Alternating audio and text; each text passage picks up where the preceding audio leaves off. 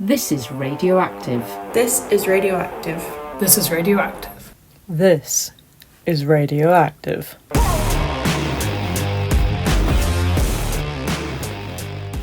Hello and welcome to Radioactive. I'm your host, Charlie Palmer, and this week we have a new story to interest, your weekly entertainment recommendation, and more. Stay tuned.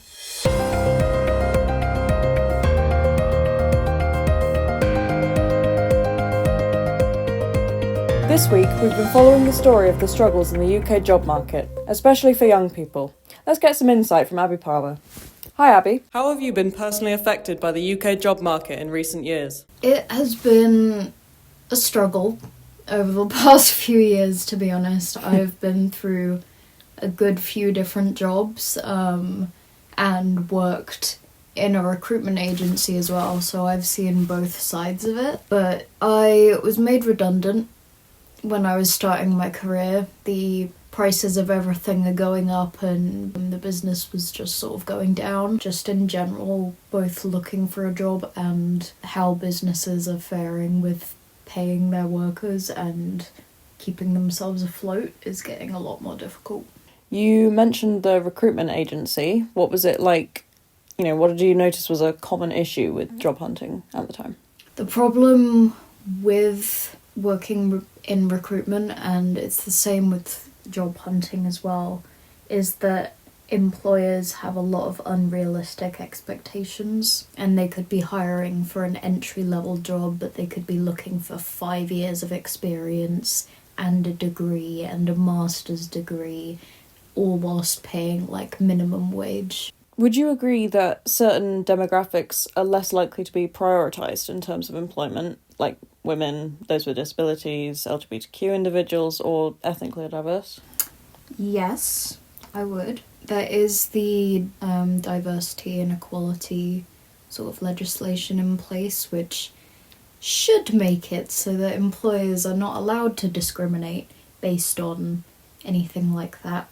But as someone with autism, I've definitely noticed especially from interviews and further stages, if I mentioned it at all, there was an immediate tone shift and it always ended up being a no.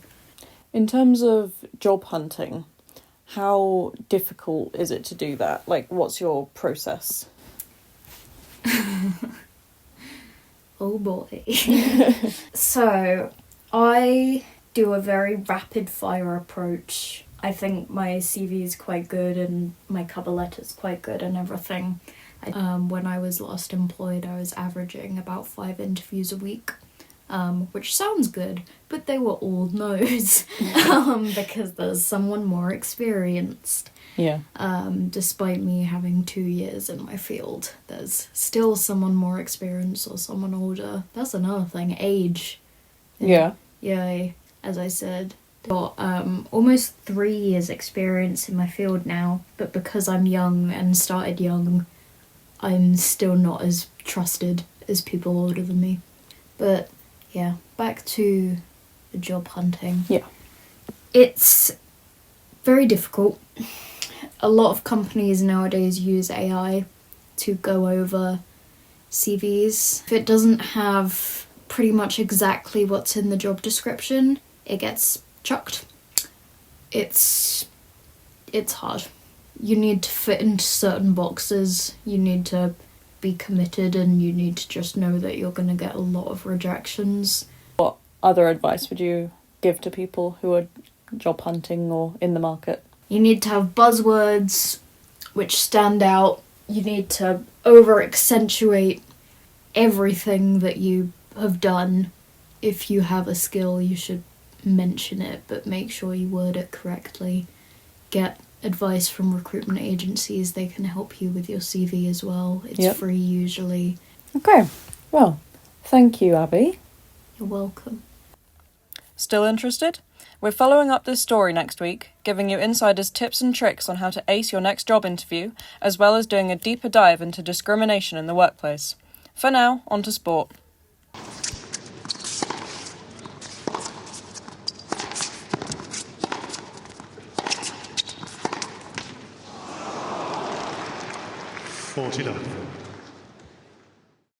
The 139th edition of Wimbledon takes place this year, running from June 29th to July 12th.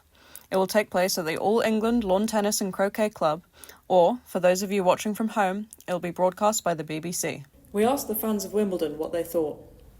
I absolutely love Wimbledon and have done since I was a very, very young child. It's just the best tennis tournament. It's all about the crowd, it's about everybody getting involved, it's about the celebrities. You often, year on year, get the royals sitting in the audience, and it's just something to bring everyone together.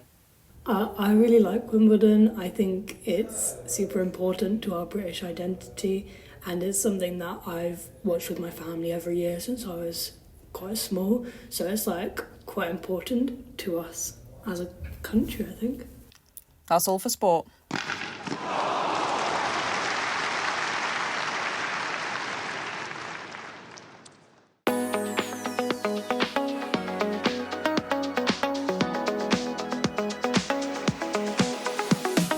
Now, on to entertainment, or Radioactive's recommendation of the week. You were asked what you would prefer to have recommended between a book or a film, and the results are now in.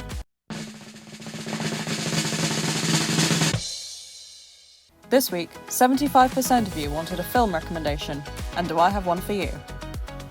For the fans of epic fantasy out there, The Odyssey is set to release July 17th this year. Bragging Christopher Nolan as the director, as well as stars Matt Damon and Tom Holland in lead roles, this film is sure to be an epic journey. Tune in next week for another recommendation, as chosen by you. Now, on to weather.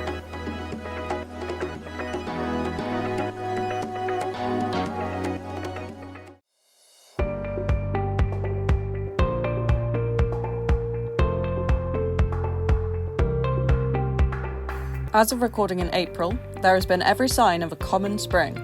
High temperatures, then sudden drops to colder, and even rain led to these reports. April has had a consistently high pollen count, with expectations of an equal, if not higher, count in May. Across Devon, between April and May, high pressure has been predicted, which will likely lead to dry spells, although outbreaks of rain are likely. Light winds are expected, but may be harsher coastally. That's all from weather.